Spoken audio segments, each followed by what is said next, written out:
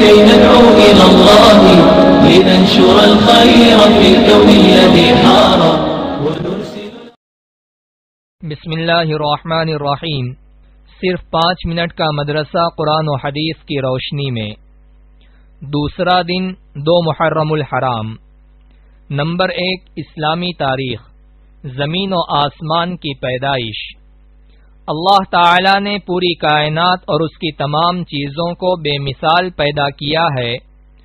قرآن کریم میں زمین و آسمان کی پیدائش کا تذکرہ کئی جگہ آیا ہے اور بعض جگہ صراحت کے ساتھ مذکور ہے کہ کس کو کتنے دنوں میں پیدا کیا ہے. ان تمام آیتوں کو سامنے رکھنے کے بعد پتہ چلتا ہے کہ پہلے زمین کا مادہ تیار کیا گیا اور وہ ابھی اسی حالت میں تھا کہ آسمان کے مادے کو دھوئیں کی شکل میں بنایا گیا، پھر زمین کو موجودہ شکل و صورت پر پھیلایا گیا اور ساتھ ہی اس کی تمام چیزیں پیدا کی گئیں. اس کے بعد 7 آسمانوں کو بنایا گیا. اس طرح زمین و آسمان اور ان کے درمیان کی چیزیں وجود میں آئیں. یہ سارا کام کل 6 دن میں مکمل ہو گیا. خود اللہ تعالی قرآن میں فرماتا ہے، ہم نے ہی زمین و آسمان اور ان کے درمیان کی چیزوں کو 6 دن میں پیدا کیا اور ہمیں ان کی پیدائش میں تھکن کا کوئی احساس نہ ہوا. نمبر 2 حضور صلی اللہ علیہ وسلم کا معجزہ، ستاروں کا جھک جانا. حضرت عثمان بن ابی العاص رضی اللہ عنہ کی والدہ فرماتی ہیں کہ میں آپ صلی اللہ علیہ وسلم کی ولادت کے وقت حاضر تھی.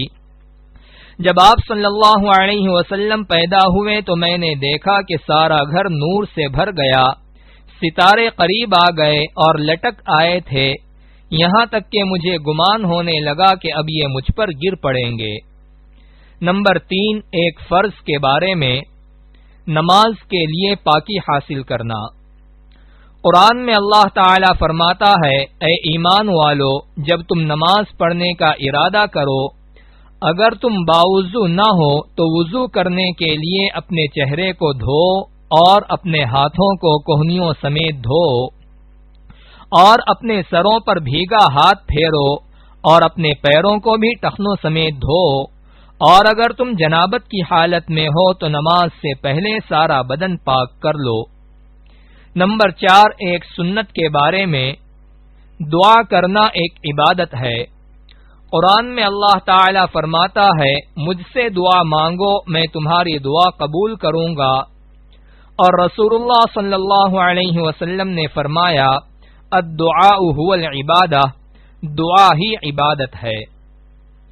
نمبر 5 ایک اہم عمل کی فضیلت، نقصان سے بچنے کی دعا. رسول اللہ صلی اللہ علیہ وسلم نے فرمایا، جو شخص اس دعا کو صبح و شام 3 مرتبہ پڑھ لیا کرے اسے کوئی نقصان نہیں پہنچے گا. بسم اللہ الذی لا یضر مع اسمہ شیء فی الارض ولا فی السماء وہو السمیع العلیم. ترجمہ، شروع کرتا ہوں اللہ کے نام سے جس کے نام کی برکت سے زمین و آسمان کی کوئی چیز نقصان نہیں پہنچا سکتی، وہ سننے والا اور جاننے والا ہے. نمبر 6 ایک گناہ کے بارے میں، سود کھانا.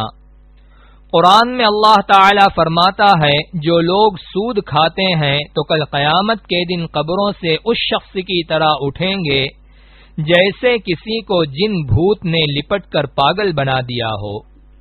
نمبر 7 دنیا کے بارے میں، دنیا پر راضی ہونا. قرآن میں اللہ تعالی فرماتا ہے، کیا تم لوگ آخرت کی زندگی کے مقابلے میں دنیا کی زندگی پر راضی ہو گئے؟ دنیا کا مال و متاع تو آخرت کے مقابلے میں کچھ بھی نہیں. اس لیے کسی انسان کے لیے مناسب نہیں ہے کہ وہ آخرت کو بھول کر زندگی گزارے یا دنیا کے تھوڑے سے ساز و سامان کی خاطر اپنی آخرت کو برباد کرے. نمبر 8 آخرت کے بارے میں، مردے کی حالت. رسول اللہ صلی اللہ علیہ وسلم نے فرمایا، جب مردے کو لوگ اٹھا کر چلتے ہیں تو اگر وہ نیک ہوتا ہے تو وہ کہتا ہے مجھے جلدی آگے بڑھاؤ، اور اگر وہ برا ہوتا ہے تو وہ کہتا ہے ارے میری ہلاکت آئی، تم کہاں لے جا رہے ہو؟ اس کی آواز کو جن و انس کے سوا اللہ تعالی کی تمام مخلوقات سنتی ہے، اگر اس کی آواز انسان سن لے تو بے ہوش ہو جائے۔ نمبر 9، طب نبوی سے علاج، ہر مرض کا علاج۔ حضرت عثمان غنی رضی اللہ عنہ سے مروی ہے کہ میں ایک مرتبہ بیمار ہوا تو رسول اللہ صلی اللہ علیہ وسلم عیادت کے لیے تشریف لائے اور یہ دعا پڑھ کر دم کیا اور جاتے ہوئے فرمایا، اے عثمان، یہی پڑھ کر دم کر لیا کرو۔ بسم اللہ الرحمن الرحیم، اعیذک باللہ الاحد الصمد الذی لم یلد ولم یولد ولم یکن لہ کفوا احد من شر ما یجد۔ نمبر 10، نبی صلی اللہ علیہ وسلم کی نصیحت۔ رسول اللہ صلی اللہ علیہ وسلم نے فرمایا، لوگوں کو دین سکھاؤ اور خوشخبریاں سناؤ اور دشواریاں پیدا نہ کرو، اور جب تم میں سے کسی کو غصہ آئے تو اسے چاہیے کہ خاموشی اختیار کرے۔